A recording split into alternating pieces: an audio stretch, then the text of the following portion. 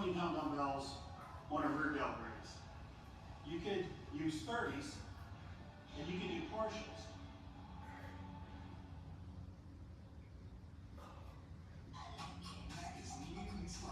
Learned how to progressive resistance Rubik's Cube.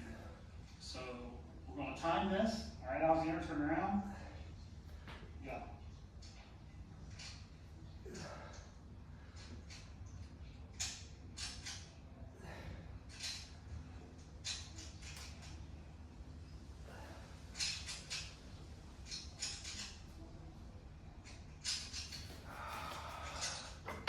I'm kind of bringing them up together. If you watch my bar, the dumbbells are kind of coming up together like that. About 3 years ago, it was actually really bad. I couldn't even lift a 10-pound dumbbell from here to here. And if you know supraspinatus function, you know that's a big part from here to here. So what did I do? I came over on this machine, I set it on 2 so that this part was easy.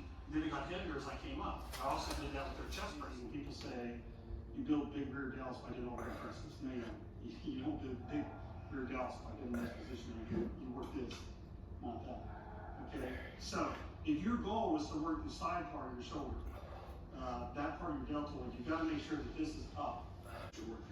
All right, I want to show you something else I like for range of motion. I really like working on range of motion for your shoulders. It's one of the reasons why I get the deep tissue work done every week. These are called over and backs. Basically, you can get a band. And what I want you to do is simply, that little hand position makes a huge difference, okay? Now, not only that, I want you to also think about your traps and rhomboids when you're doing these, okay?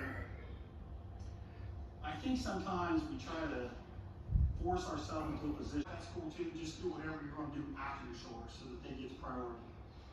That's it. I appreciate you watching another 21 tips. We still got to cover legs, quads, hands, calves. We still got to cover that. We have a couple more to cover. But anyways, I hope you're enjoying this series. Thanks for all your support, and we'll see you next time.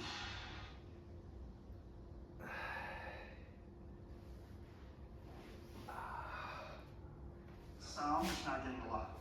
I think that's common sense personally, but apparently it's not. So number one, I want you to actually set aside an arm day.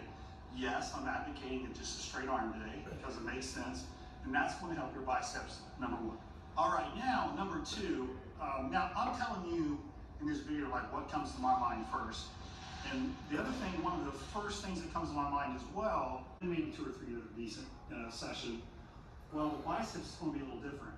So we're going to talk about how to structure the workout later too, but I'm generally going to pick 3 exercises. And I'm probably going to do about 3 sets per exercise, but they're all going to be a failure pretty much. So it's going to be 9 sets to failure. Now, that sounds like a lot, and it is. But again, we're using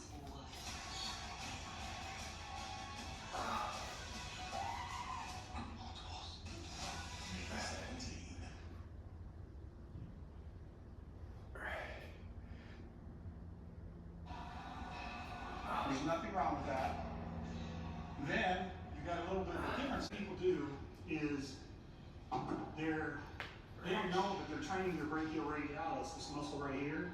They're training that more instead of the bicep. That muscle helps you when you're kind of in that neutral or permeating position like this.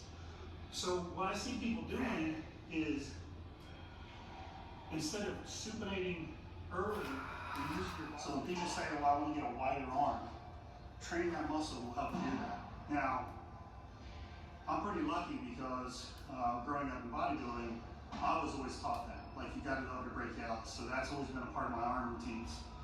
But I don't see people doing a lot of hammer stuff anymore. And I think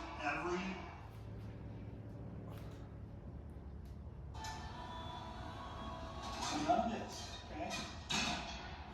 I know that sounds simple, and you probably can do that, but man, I see a lot of people doing that with preacher curls. And that is, you know, when you see people doing 6, 7, 8 exercises for biceps, there's no way they can be training with a lot of intensity because you can't do set after set after set, 6 to 8 exercises at that high level of intensity. You can't do that. So what I want you to do is I want you to pick an exercise. So that's when you would do something like this.